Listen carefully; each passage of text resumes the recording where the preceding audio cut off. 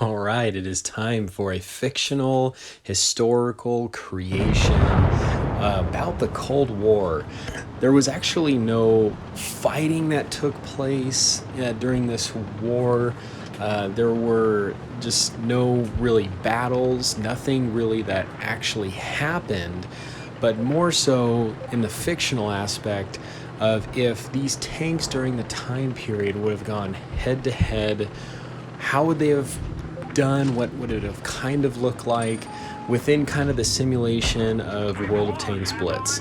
Now, I want to give a huge special shout out to my subscribers that had helped with this vid, because we ran into multiple complications trying to get this done, trying to find the particular tanks, and it was kind of a pain. It was a matter of trying to find all really high tier tanks. On the American side, we had the E5, we had like two of those, the M60, the M48, the E3. So I mean, good blend of the American tanks, kind of around that time frame. And on the Russian side, T-22 medium. Tried getting an Object 140. Apparently not too many players have that tank. T-62A, IS-4, IS-7, Object 268. So really kind of this blend with one team having all American tanks and the other team all Russian tanks, and how these countries and their time period of tanks would have done going head to head. And it was a really good battle. But I think one of the things, and you'll even kind of notice it through these replays, is there was some slight lag. My ping was low the whole time, and I think a couple of my other subscribers were noticing it too. I'll even pinpoint it out a couple times when even doing this, but there's an event going on in the game that I think is flooding the servers right now, and that I think is causing some delays. So it's just, honestly, it kind of was a little wonky trying to do this, but great effort from both sides. Still had some good participation, really fun to do. So I just got taken out. Very well played by the Russian side. Trying to go more in the mid. I really should have just kind of pushed down the hill, trying to focus and get rid of their mediums after seeing that they were kind of divided and split up on each side. Ended up not really making the good choice there, so kind of a huge mistake. We did more battles than just the 3 that we have going on here, but yeah, like I said, we kind of ran into some other issues and complications, so definitely special shout out to the subscribers that helped me with this vid. So really close game. There's 3 down on the American side, 3 down on the Russian. Now it just dropped. So the Russian tanks are ahead. American tanks trying to do what they can. I'm playing on the American side. I was on the E5. I do live in the US, so had to play on the American side. And things are not looking too good.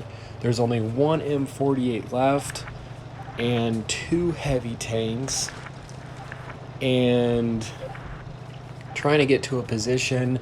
Now the M48 does have good view range, but not a lot of hit points, so there may be a chance. I'm thinking right here when watching this, he could use his view range, maybe try to get a shot off, relocate, but it's going to take quite a bit. And with the time left on the clock, it's not looking too promising.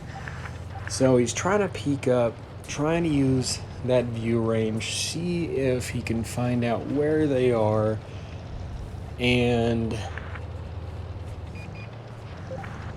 there it is. So he's now been spotted. The IS-7 and the IS-4 now know where he's at, and quite a lucky bounce there, but unfortunate for the M48 not being able to pen again, and the Russian side takes the first round. So unfortunately, the Americans did not quite pull it through. I got the American pride kind of on my side, so there was not enough Russian tanks. We had, this is where the complication kind of ran in. A lot of players having to leave and whatnot. So because there were less people that had the Russian tanks, I had to play on the Russian side, but I wanted to put up a good fight. I wanted it to be fair, so even though I'm still kind of personally voting for the Americans because I'm American, I do want to play my best, even though I'm on the Russian side now. So now some of the differences, wow, yeah, that was quite a lucky bounce considering that E3 has really good penetration, but that sloped armor on the IS-7 can be quite trollish. So I do really like this position, especially when you have teammates going off to one side or another, and being able to kind of find out, once again, good bounce. That IS-7 just has such slippery armor. Getting a shot off on the Sheridan over there on the side. Getting some good bounces. The IS-7 can have some pretty trollish armor, but look at that classic Russian accuracy. And I meant to say that Russian armor can be quite trollish, but yeah, that Russian accuracy is sometimes can just be a little rough to play.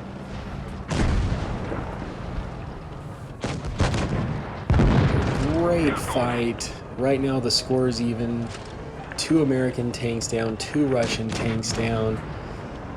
Quite a push over here on the end.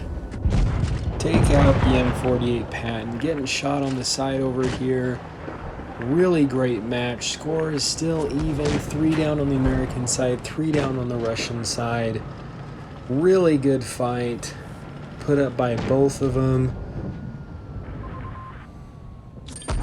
And I completely lost sight of that E3. Thought I had a bit more cover than I did, but unfortunately that was not the case. Great push over here from the American tanks. And did not quite have the gun depression. Kind of went up on that hill a little accidentally. Good push up here on the E5, trying to angle my armor as much as I can. Able to get the bounce. Go ahead and try to push. He's angling to what he can. Able to get that penetrating shot. Ooh. And the score is still even. So really good fight. I really do think that both sides have really good tanks. I do really like the E5. Has pretty good armor, can see the weak spots around the gun mantlet that you can penetrate, especially using that APCR. That upper hold does become pinnable. That IS-7, the IS-4, really trollish armor, making it quite difficult. That T-62 right behind him is not putting E5 in a good spot. So, the Cold War itself was, like I had said, there was not an actual battle that had taken place. These were more so just tanks that either existed or were designed during this time period, going head to head. And the Russian side had taken round 2. And then going into the last one to see what happens. So, really, during the Cold War, after when a lot of crazy things that happened after World War II, Berlin Wall going up, It really came down to the two superpowers between the United States and Russia, and there was just some friction and just some heat, and also this buffing up each other's military and technology, and there was also the moon race, things of that sort. Just kind of a really crazy, intense time where we were really kind of on the brink of nuclear warfare. And thank goodness that didn't happen, as that would have been quite disastrous. And things were able to kind of smooth out much more without anything really happening. So you can see just right there that lag happening a little bit. I had tried to stop, my tank kept moving forward, and then I tried shooting and it was a little delayed. And then right there, trying to get the shot on the E5, that was more my fault in just taking a bad shot. So Russia is down. Okay, now Russia is down 2 tanks. Doing pretty good here. Bounced my shot.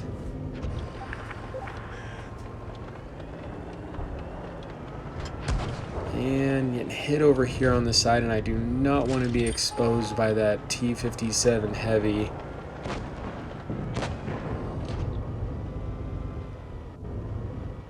Trying to get a shot off here, doing a really good job side scraping. Getting hit over here again on the side. Go ahead and push on this E5. I have no idea why I thought that E3 was still alive. And I should have pushed actually much earlier, kind of getting myself in a bad position here, not really helping the Object 268 too much. So each side down 3. Americans in a pretty rough spot right here. Great shot by that T-57 heavy.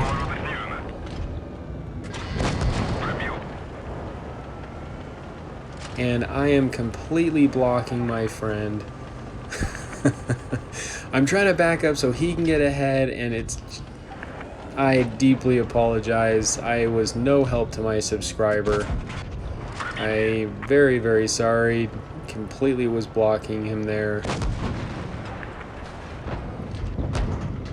More great shots. This is where that T-57 heavy can be really lethal, getting all 3 of those shots out.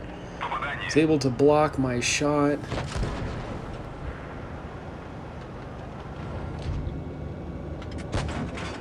Unfortunately, the T-57 heavy just does not have the armor, and it does make it very difficult, this face hug situation, but he did very, very well. Only 1 left on the American side, the Sheridan. And unfortunately, it looks like America had lost again. So, once again, thank you all to my subscribers that helped. Hope you guys enjoyed the vid. You guys stay cool and keep tanking.